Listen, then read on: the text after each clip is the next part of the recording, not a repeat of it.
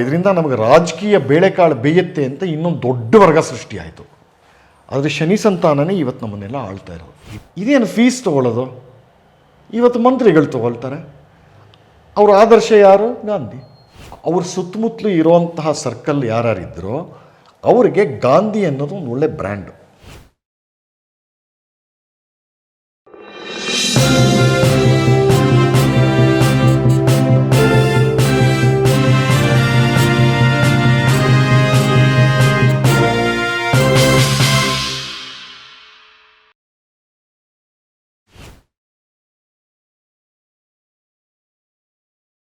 ಇಪ್ಪತ್ನಾಲ್ಕು ವರ್ಷ ಆಂದೋಲನ ಮಾಡಿದ್ದೆ, ಚರಕ ಸುತ್ತಿದ್ದೆ, ಸತ್ಯಾಗ್ರಹ ಮಾಡಿದ್ದೆ, ಕೊನೆಗೆ ಸಿಕ್ಕಿದ್ದೇನೋ ಅವ್ರಿಗೆ ಸಿಕ್ಕಿದ್ದು ಪಾಕಿಸ್ತಾನ.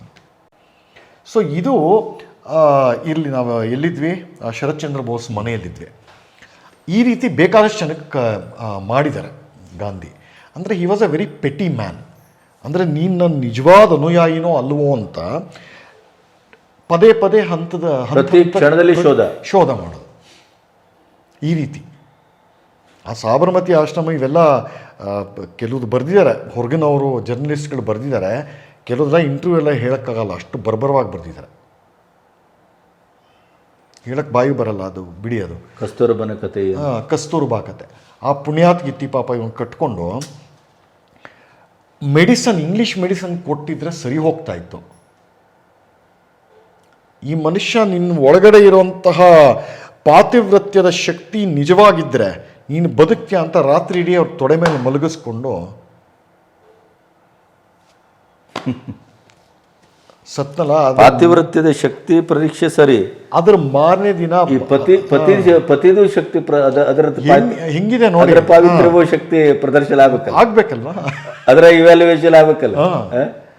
ಸೊ ಅವ್ರ ಮಕ್ಕಳು ಯಾರು ನೆಟ್ಟಿಗಿದ್ರ ಹೇಳಿ? ಅದೇ ಹೇಳುದು ನಾನು, ಗಾಂಧಿ ಮಕ್ಕಳು. ಅದನ್ನೇ ಯಾಕೆ ಅವ್ರ ತಾಯಿ ಅಂತ್ಯಕ್ರಿಯೆ ನಡೀತಾ ಇರೋವಾಗ ಅವರು ದೊಡ್ಡ ಮಗನ ಯಾರೋ ಒಬ್ಬ ಮಗ ಫುಲ್ ಕುಡ್ಕೊಂಡು ಬಂದ್ಬಿಟ್ಟು ಬಾಯಿಗೆ ಬಂದಂಗೆ ಮಾತಾಡಿದ್ದಾನೆ. ಇರಲ್ಲ, ಮಾತಾಡ್ಕೊಂಡಿದ್ದೀವಿ. ಇದು ಯಾವ ಮಟ್ಟದ ಇದು ಯಾವ ಥರ ಆದರ್ಶ ಆಗ್ತಾರೆ ಗಾಂಧಿ ಹೇಳಿ ನಮಗೆ?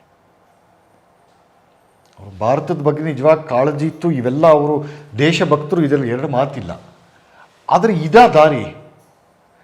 ನೀವು ಅಹಿಂಸೆ ಅನ್ನೋ ಹೆಸರಲ್ಲಿ ಸತ್ಯಾಗ್ರಹತೆಯನ್ನು ಬೋಧಿಸುವ ಹಿಂದೂ ಸಮಾಜನ ಪೂರ್ತಿ ಅದು ಅಲ್ಲ. ಮತ್ತೆ ಈ ಅಹಿಂಸೆ ಅನ್ನೋದು ಒಂದು ಕೈ ಹಿಂಸಾತ್ಮಕವಾಗಿ ಬಂದರೆ ಇನ್ನೊಂದು ಕೈ ತಾಟಸ್ಥ್ಯವನ್ನ ನಿರ್ವೀರ್ಯತೆಯನ್ನು ಪ್ರದರ್ಶಿಸಿದ್ರೆ ಇದು ಅಹಿಂಸೆ ಆಗತ್ತೆ. ಅಲ್ಲ, ನಮ್ಮ ಎಲ್ಲಾ ದೇವರಿಗೂ ಇರೋ ಮುದ್ರೆ ಏನು? ಒಂದು ಅಭಯ ಹಸ್ತ, ಇನ್ನೊಂದು ದಂಡ ಇರುವಂತಹ ಹಸ್ತ ತಾನೆ. ಹೌದು. ಇದು ಎಂಥದ್ದು? ಇದು ಯಾವ ವಿಪರೀತ ಇದು? ಅಂದರೆ ಒಂದು ಅವ್ರ ಸುತ್ತಮುತ್ತ ಇರೋ ಅವ್ರ ತಲೆಮಾರಿನವ್ರು ಎಷ್ಟೊಂದು ಜನಕ್ಕೆ ಈ ನಿರ್ವೀರ್ಯತೆ ಬೋಧನೆ ಮಾಡಿದ್ರು. ಅದನ್ನೇ ನಿಜ ಅಂತ ಹೇಳಿ ಅಥವಾ ಅದನ್ನು ಅವನು ಅನುಕೂಲಿಸಿದ್ದು ಇದರಿಂದ ನಮಗೆ ರಾಜಕೀಯ ಬೇಳೆಕಾಳು ಬೇಯುತ್ತೆ ಅಂತ ಇನ್ನೊಂದು ದೊಡ್ಡ ವರ್ಗ ಸೃಷ್ಟಿಯಾಯಿತು. ಆದರೆ ಶನಿ ಸಂತಾನನೇ ಇವತ್ತು ನಮ್ಮನ್ನೆಲ್ಲ ಆಳ್ತಾ ಇರೋದು. ಇಡೀ ದೇಶದ ರಾಜಕಾರಣ ಈ ಮಟ್ಟದಕ್ಕೆ ಏನು ಬೇಕಾದ್ರೂ ಮಾಡ್ತೀವಿ ಅಂತ ನಿಂತ್ಕೊಳ್ಳೋದಕ್ಕೆ ಮೊದಲನೇ ಅಸ್ತ್ರ ಇವರು, ಮೊದಲನೇ ಮಂತ್ರ ಆ ಕಾಲದಲ್ಲಿ ಅವರು ಪಾಠನ ಮಾಡ್ತಾ ಇದ್ದಿದ್ದು ಅಂದರೆ ಅಹಿಂಸೆ, ಮಹಾತ್ಮರು ಹೇಳ್ಕೊಟ್ಟಿದ್ದಿದ್ದು ಮಾರ್ಗ ಅಂತ. ಅದು ಮುಂದೆ ಇಟ್ಕೊಂಡು ಹಿಂದೆ ಏನೇನೆಲ್ಲ ಮಾಡಿದ್ರು. ಇದು ಗಾಂಧಿಯವ್ರ ಜೀವನದಲ್ಲೂ ಆಗುತ್ತೆ. ಕೊನೆಗೆ ನಿಮಗೆ 30ರ ದಶಕದ ಹೊತ್ತಿಗೆ ಇದು ಗಾಂಧಿನೇ ಬರ್ಕೊಂಡಿದ್ದಾರೆ ಕೆಲವು ಕಡೆ.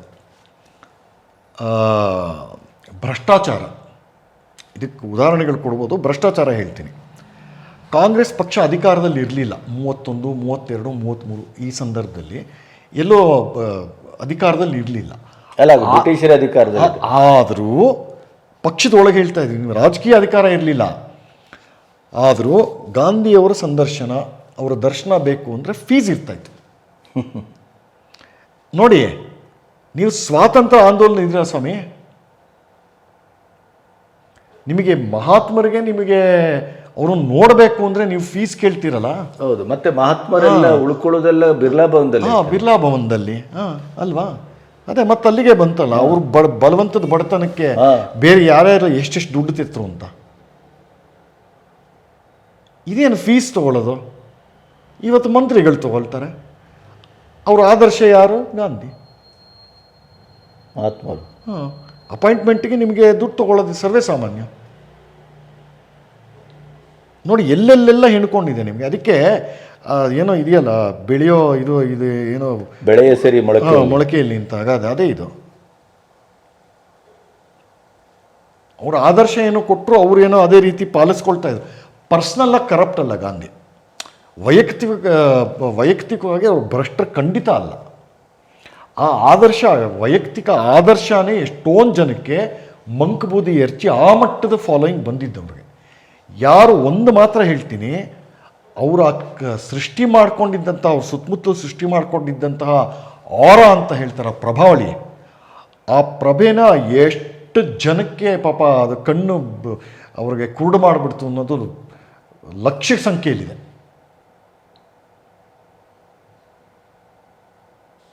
ಅದು ಇನ್ನು ಸರ್ಕಾರಗಳು ಶುರು ಆಯ್ತಲ್ಲ, ಗೌರ್ಮೆಂಟ್ ಆಫ್ ಇಂಡಿಯಾ ಆ್ಯಕ್ಟ್ ಎಲ್ಲ ಅಂದರೆ ಪ್ರೊವಿನ್ಷಿಯಲ್ ಗೌರ್ಮೆಂಟ್ಸ್ ಅಂತ ಬಂತಲ್ಲ, ಅಲ್ಲಿ ಇವ್ರಿಗೆ ಅಧಿಕಾರ ರುಚಿ ಸಿಕ್ತು. ಕೊನೆಗೆ ಇದನ್ನೆಲ್ಲ ನೋಡಿಬಿಟ್ಟೆ ಗಾಂಧಿಯವರು ಇದನ್ನೆಲ್ಲ ನೋಡ್ತಾ ಗಮನಿಸ್ಬಿಟ್ಟು ಒಂದು ಕಡೆ ಅದನ್ನೇ ಹೇಳೋದು, ಸ್ವಾತಂತ್ರ್ಯ ಬಂದ ತಕ್ಷಣ ಭಾರತಕ್ಕೆ ಈ ಸಂಸ್ಥೆನ ವಿಲೀನ ಮಾಡಬೇಡಿ ಅಂತ. ಸೊ ಹೊಸದಾಗಿ 2 ಪೊಲಿಟಿಕಲ್ ಪಾರ್ಟಿ ಇರಲಿ, ನೀವು ಸಾಮಾಜಿಕ ಸೇವೆ ಮಾಡಿ ಅಂತ ಈ ಮಟ್ಟದಲ್ಲೆಲ್ಲ ನಾವು ಶ್ಲಾಘನೆ ಮಾಡಬೇಕು ಗಾಂಧಿನ, ಇಲ್ಲ ಅನ್ನಲ್ಲ. ಆದರೆ ಅದು ಫ್ರಾಂಕೆನ್ಸ್ಟೈನ್ ಅಂತ ಒಂದೊಂದು ಕತೆ ಇದೆಯಲ್ಲ, ನೀವು ಕೃತಕವಾಗಿ ಸೃಷ್ಟಿ ಮಾಡಿದಂತಹ ಯಾವುದೋ ಒಂದು ಹೊಸ ಕ್ರೀಚರು ನಿಮ್ಮನ್ನೇ ತಿಂದುಬಿಡುತ್ತೆ. ಭಸ್ಮಾಸುರನ ಕತೆ ಅಲ್ವಾ? ಹಾಗೆ. ಸೊ ಅದು ಹೇಳಿದ್ರು ಏನು ಉಪಯೋಗ ಆಗಲಿಲ್ಲ. 43, 44 ಕ್ವಿಟ್ ಇಂಡಿಯಾ ಚಳುವಳಿ ಆಯ್ತಲ್ಲ, ಅಲ್ಲಿ ಗಾಂಧಿ ಅವರ ವರ್ಚಸ್ಸು, ಅವರ ಸ್ಥಾನಮಾನ ಇಲ್ಲಿದ್ದು ಇಲ್ಲಿ ಬಂತು. 44 ಹೊರತಿಗೆ ಇಲ್ಲಿಗೆ ಬಿತ್ತು. 46 ಹೊರತಿಗೆ ಸಂಪೂರ್ಣ ಸರ್ವನಾಶ ಆಯಿತು. ಕಾಂಗ್ರೆಸ್ ಒಳಗಡೆ ಅವರ ಅತ್ಯಾಪ್ತ ವಲಯದಲ್ಲಿದ್ದಂತಹ ಘಟಾನುಘಟಿ ಕಾಂಗ್ರೆಸ್ ನಾಯಕರು, ಆಯಿತು ಬಾಪು ಅಂದರೆ ನಮಸ್ಕಾರ, ಕಾಲು ಮುಟ್ಟೋದು, ನಾವು ಮಾಡೋ ಕೆಲಸ ನೀವು ಹೇಳೋ ಉಪದೇಶ ನೀವು ಹೇಳಿ, ನಾವು ಮಾಡೋ ಕೆಲಸ ನಾವು ಮಾಡ್ತೀವಿ ಅಂತ. ಅವ್ರ ಸುತ್ತಮುತ್ತಲು ಇರುವಂತಹ ಸರ್ಕಲ್ ಯಾರ್ಯಾರಿದ್ದರೋ ಅವರಿಗೆ ಗಾಂಧಿ ಅನ್ನೋದು ಒಂದು ಒಳ್ಳೆ ಬ್ರ್ಯಾಂಡು. ಯಾರಿಗೂ ಇಲ್ಲದೇ ಇರುವಂತಹ ಇಡೀ ದೇಶವ್ಯಾಪ್ತವಾದಂತಹ ವರ್ಚಸ್ಸಾಗಲಿ, ಅವ್ರ ಹೆಸರಲ್ಲೇ ಲಕ್ಷ ಜನ ನಿಂತು ನಮಸ್ಕಾರ ಮಾಡುವಂತಹ ರಾಷ್ಟ್ರವ್ಯಾಪಿ ಆ ವರ್ಚಸ್ ಯಾವ ಒಬ್ಬ ಕಾಂಗ್ರೆಸ್ ನಾಯಕನಿಗೂ ಇಲ್ಲ. ಹಾಗಾಗಿ ಗಾಂಧಿ ಇಂಥವ್ರಿಗೆಲ್ಲ ಅನಿವಾರ್ಯವಾಗಿದ್ದರು. ಆದರೆ ಯಾವಾಗ ಭಾರತಕ್ಕೆ ಸ್ವಾತಂತ್ರ್ಯ ಬಂದೇ ಬರುತ್ತೆ ಅನ್ನೋದು ಖಚಿತ ಆಯಿತು, ಆವಾಗ ನಿಮ್ಮ ಕೆಲಸ ಆಯಿತು, ನೀವು ನಮಗೆ ಇಷ್ಟು ದಿನ ದುಡ್ದಿದ್ದೀರಾ, ರೆಸ್ಟ್ ತೊಗೊಳ್ಳಿ ಅಂತ ನಿಧಾನಕ್ಕೆ ಗಾಂಧಿನ ದೂರ ಮಾಡೋಕ್ಕೆ ಶುರು ಮಾಡಿದ್ರು. ಈ ಮಾತು ಇದೆಲ್ಲ ಗಾಂಧಿಗೂ ಡಿಪ್ರೆಸ್ ಆಗಿ ಬರ್ಕೊಂಡಿದ್ದಾರೆ, ಇಂಡೈರೆಕ್ಟಾಗಿ ಎಷ್ಟೊಂದು ಕಡೆ ಬರ್ಕೊಂಡಿದ್ದಾರೆ ಇದನ್ನ ಗಾಂಧಿ. ಆದರೆ ನೀನೇ ತಾನೇ ಹುಟ್ಟಾಕಿದ್ದು ಇವ್ರನ್ನೆಲ್ಲ. ಅವ್ರು ಯಾರಿಗೂ ಭ್ರಮೆ ಇರಲಿಲ್ಲ, ಅಂದರೆ ಅಹಿಂಸೆಯಿಂದನೇ ನಮಗೆ ಸ್ವಾತಂತ್ರ್ಯ ಬರಬೇಕು, ಚರಕ ಹಿಡಿದ್ರೇ ಭಾರತ ಉದ್ಧಾರ ಆಗುತ್ತೆ, ಸತ್ಯಾಗ್ರಹ ಮಾಡಿದ್ರೇ ಸ್ವರ್ಗ ಸಿಗುತ್ತೆ, ಇಂತಹ ಯಾವ ಭ್ರಮೆನೂ ಇನ್ಕ್ಲೂಡಿಂಗ್ ನೆಹರು ಯಾವ ಕಾಂಗ್ರೆಸ್ ಅವ್ರಿಗೂ ಇರಲಿಲ್ಲ. ಎಲ್ಲ ವಲಯದಲ್ಲ, ಎಲ್ಲ ಸ್ತರದಲ್ಲೂ ಕಾಂಗ್ರೆಸ್ ಪಕ್ಷದಲ್ಲಿ ಇಂಥ ಭ್ರಮೆ ಯಾರಿಗೂ ಇರಲಿಲ್ಲ. ಅವ್ರಿಗೆ ಕ್ಲಿಯರಾಗಿ ಗೊತ್ತು, ಇದು ಒಂದು ದಾರಿ ಮಾತ್ರ, ಗನ್ ಹೇಗೋ ದಾರಿನೋ ಇದು ಒಂದು ದಾರಿ, ಆದರೆ ಸ್ವಾತಂತ್ರ್ಯ ಬೇಕು, ಅದು ಬಂದೇ ಬರುತ್ತೆ ಅಂತ ಗೊತ್ತು. ಬಂದಾಗ ಅದರ ಜಾಗ ಅದಕ್ಕೆ ತೋರಿಸಿದ್ರು. ಕೊನೆಗೆ ಭಾರತಕ್ಕೆ ಬಂದದ್ದು ಸ್ವಾತಂತ್ರ್ಯ ಅಲ್ಲ, ವಿಭಜನೆ. ಎಷ್ಟು ದೊಡ್ಡ ಪ್ರದೇಶ ನೋಡಿ, ಸುಮಾರು 30% ಭೂಭಾಗ ಅಖಂಡ ಭಾರತದ್ದು. ಇಡೀ ಪಾಕಿಸ್ತಾನ, ಇಡೀ ಬಾಂಗ್ಲಾದೇಶ ಒಂದು ಏಟಿಗೆ ಹೋಯ್ತದೆ. ಅದಷ್ಟಾಗಿಯೂ ಅವರು ಅಷ್ಟು ಒದರ್ಕೊಂಡ್ರು Ambedkar.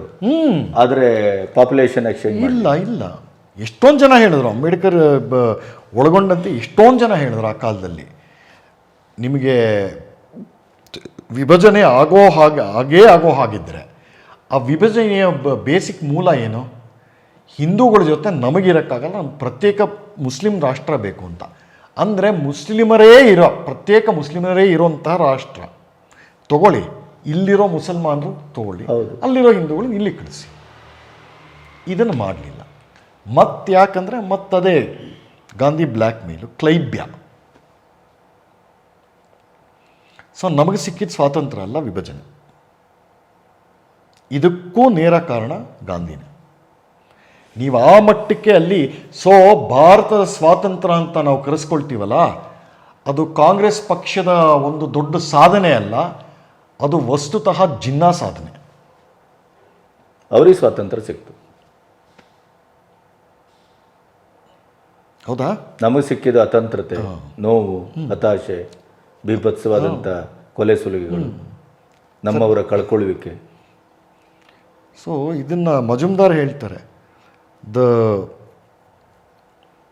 The issue was decided by Jinnah's cult of violence ಅಂತ. ಒಂದೇ ವರ್ಷದಲ್ಲಿ ಬಂತು ನೋಡಿ ನಿಮಗಲ್ಲಿ. 46ರಲ್ಲಿ ಕಲ್ಕತ್ತಾದಲ್ಲಿ ಶುರು ಮಾಡ್ತಾನೆ ಸುಹ್ರಾವರ್ದಿ ಮತ್ತು ಅವನು ಗೂಂಡಾಗಳು. 46ರಲ್ಲಿ ಶುರು ಮಾಡ್ತಾರೆ, ಆಗಸ್ಟ್ ಸೆಪ್ಟೆಂಬರಲ್ಲಿ ಶುರು ಮಾಡ್ತಾರೆ. ಒಂದೇ ವರ್ಷಕ್ಕೆ ಪಾಕಿಸ್ತಾನ ದಕ್ಕಿಸ್ಕೊಳ್ತಾರೆ. ಇವರು ಈ 24 ವರ್ಷ ಆಂದೋಲನ ಮಾಡಿದ್ದೇ, ಚರಕ ಸುತ್ತಿದ್ದೆ, ಸತ್ಯಾಗ್ರಹ ಮಾಡಿದ್ದೆ, ಕೊನೆಗೆ ಸಿಕ್ಕಿದ್ದೇನೋ ಅವ್ರಿಗೆ ಸಿಕ್ಕಿದ್ದು ಪಾಕಿಸ್ತಾನ. ಅವರು ಹಿಂಸೆಯ ಮೂಲಕವೇ ಪಡ್ಕೊಂಡ್ರು. ಹೌದು, ಅದೇ ನೀವು ಎಲ್ಲೇ ಹೋಗಲಿ ಹಾಗೇನೇ ಆಗೋದದು. ಇವರ ಅಹಿಂಸೆ ಕವಡೆ ಕಾಸಿನ ಬೆಲೆಯೂ ಇಲ್ಲ.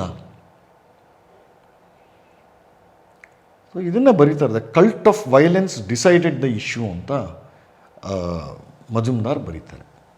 ಇದು ಭಾಳ ಸ್ಪಷ್ಟವಾಗಿದೆ. ಸೊ ಇವಿಷ್ಟು ಗಾಂಧಿಯವರ ಒಂದು ಇನ್ನೂ ಒಂದು ಹೇಳಬೇಕು ಅಂದರೆ, ಗಾಂಧಿಯವರ ಸುತ್ತಮುತ್ತಲು ಇದ್ದಂತಹ ಅಥವಾ ಅವರ ಪಟ್ಟ ಶಿಷ್ಯರು ಇಬ್ಬರು ಮುಖ್ಯವಾಗಿ, ಒಂದು ನೆಹರು, ಒಂದು ಪಟೇಲ್, ಸರಿನಾ? ಇದರಲ್ಲಿ ನೆಹರು ಅವರು ಗಾಂಧಿ ಏನೇನೆಲ್ಲ ಮಾಡಬೇಡಿ ಅಂತ ಈ ಬೇರೆಯವ್ರಿಗೆ ಬೋಧನೆ ಮಾಡ್ತಿದ್ರಲ್ಲ, ಅದೆಲ್ಲ ಮಾಡ್ತಾಯಿದ್ರು. ನೆಹರು ಅವ್ರಿಗಿದ್ದಂತಹ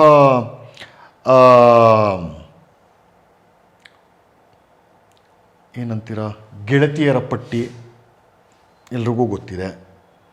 ಸಿಗರೇಟ್ ಸೇದ್ತಾಯಿದ್ರು, ಗೋಮಾಂಸ ತಿಂತಾಯಿದ್ರು, ಮೇಕೆ ಹಾಲು ಕುಡಿತಿರಲಿಲ್ಲ. ಗಾಂಧಿ ಏನೇನು ಮಾಡಬೇಡ ಅಂದರು, ಬ್ರಹ್ಮಚರ್ಯ ಖಂಡಿತ ಇರಲಿಲ್ಲ. ಅದಕ್ಕೂ ಅವ್ರಿಗೂ ಎಣ್ಣೆ ಸಿಗೆ ಸಮ ಭಾಳ ನಿಜ.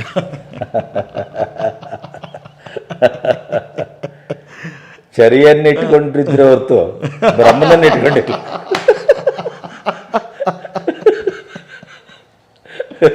ಸೊ ನೋಡಿ, ಇಂಥವರು ಇವರು ಆಪ್ತವಲಿಯರು, ಅಂಥವ್ರಂತಂದು ಪ್ರಧಾನಿ ಪಟ್ಟಕ್ಕೆ ಕೂಡಿಸ್ತೀರಲ್ಲ. ಇಲ್ಲಿ ನಾವು ನೋಡಬೇಕಾಗಿರೋದು ಮೋತಿಲಾಲ್ ನೆಹರು ದೂರದೃಷ್ಟಿ. ಅವ್ರು ಅದಕ್ಕಾಗೆ ಫೀಡ್ ಮಾಡಿದ್ದು ಲೆಕ್ಕ ಹಾಕಿ. ಅವ್ರಿಗೆ ಗೊತ್ತಿತ್ತು. ಸೊ ಮೊದಲನೇ ಸಲ ಅಲಹಾಬಾದ್ ಮುನ್ಸಿಪಲ್ ಕಾರ್ಪೊರೇಷನ್ ಬೋರ್ಡ್ಗೆ ಎಲೆಕ್ಷನ್ ಆಗುತ್ತೆ. ಆವಾಗ ಆ ಕಾಲದಲ್ಲಿ ಮೋತಿಲಾಲ್ ನೆಹರು ಕಾಂಗ್ರೆಸ್ ಪಕ್ಷದ ಅಧ್ಯಕ್ಷರೇನೋ ಆಗಿರ್ತಾರೆ. ಅದೇ ವರ್ಷ ಪಕ್ಷದ ಅಧ್ಯಕ್ಷ ಅವರು, ಬೋರ್ಡ್ ಪ್ರೆಸಿಡೆಂಟು ಅವ್ರ ಮಗ. ಇದು ಯಾವ ಡೆಮಾಕ್ರಸಿ? ಮತ್ತು ಇವರು ಈಗ ಮೊನ್ನೆ ವಿಜಯೇಂದ್ರನ ಅಧ್ಯಕ್ಷ ಸ್ಥಾನಕ್ಕೆ ತಂದಾಗ ವಂಶಾಡಳಿತ ಇದೆಲ್ಲ ಇಲ್ಲಿಂದಲೇ ಶುರು ಆಗೋದಲ್ಲ. ಇವರ ಬೀಜದಲ್ಲೇ ಇದೆ. ನೋಡಿ ನೀವು, ಇವೆಲ್ಲ ಇಲ್ಲಿ ಶುರು ಆಗೋದು. ಹಿರಿಯಕ್ಕನ ಚಾಳಿ ಅಂತಾರಲ್ಲ, ಇದೆಲ್ಲ ಹೀಗೆ ಆ ಥರ ಉದ್ದಕ್ಕೂ ನಾವು ಹೇಳ್ಕೊಂಡು ಹೋಗ್ಬೋದು. ಆಮೇಲೆ ಸ್ವಾತಂತ್ರ್ಯ ಹೋರಾಟದ ಕಾಂಗ್ರೆಸ್ಸೇ ಸ್ವಾತಂತ್ರ್ಯ ತಂದುಕೊಡ್ತು, ಗಾಂಧಿಯವರ ಕಾಂಗ್ರೆಸ್ಸೇ ಸ್ವಾತಂತ್ರ್ಯ ತಂದುಕೊಡ್ತು ಅನ್ನೋ ಒಂದು ಮಿಥ್ಯೆಯನ್ನು ನಾವೇನಾದರೂ ನಂಬೋ ಹಾಗಿದ್ದರೆ, ಆ ಹೋರಾಟದ ಅನೇಕ ಕೀಲಕ ಘಟ್ಟಗಳಲ್ಲಿ ಯಾವ ಒಂದು ಘಟ್ಟದಲ್ಲೂ ಕೂಡ ನೆಹರು ಅವರು ಭಾರತದಲ್ಲಿರಲಿಲ್ಲ. ಬಹಳ ಅನುಕೂಲ ಸಿಂಧು ನೆಪಗಳಿಟ್ಕೊಂಡು ಫಾರಿನ್ನು ನನ್ನ ಹೆಂಡತಿಗೆ ಕಾಯಿಲೆ ಆಗಿದೆ, ಯಾಕೆ ಬೇರೆ ಫ್ರೀಡಮ್ ಫೈಟರ್ಸ್ ಹೆಂಡತಿಗೆ ಕಾಯಿಲೆನೇ ಬೀಳ್ತಾ ಇರಲಿಲ್ವಾ? ಮತ್ತು ಆ ಹೆಂಡತಿಗೆ ಟ್ರೀಟ್ಮೆಂಟ್ ಎಲ್ಲಿ ಕೊಡಿಸೋದು? ಸ್ವಿಟ್ಜರ್ಲ್ಯಾಂಡಲ್ಲೇ ಕೊಡಿಸ್ಬೇಕು.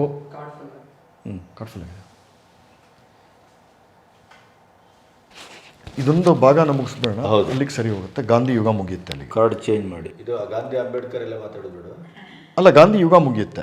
ಹಾಂ, ಅಂಬೇಡ್ಕರ್ರು ತಮ್ಮನ್ನು ತಾವು ಸ್ವಾತಂತ್ರ್ಯ ಹೋರಾಟಗಾರರು ಅಂತ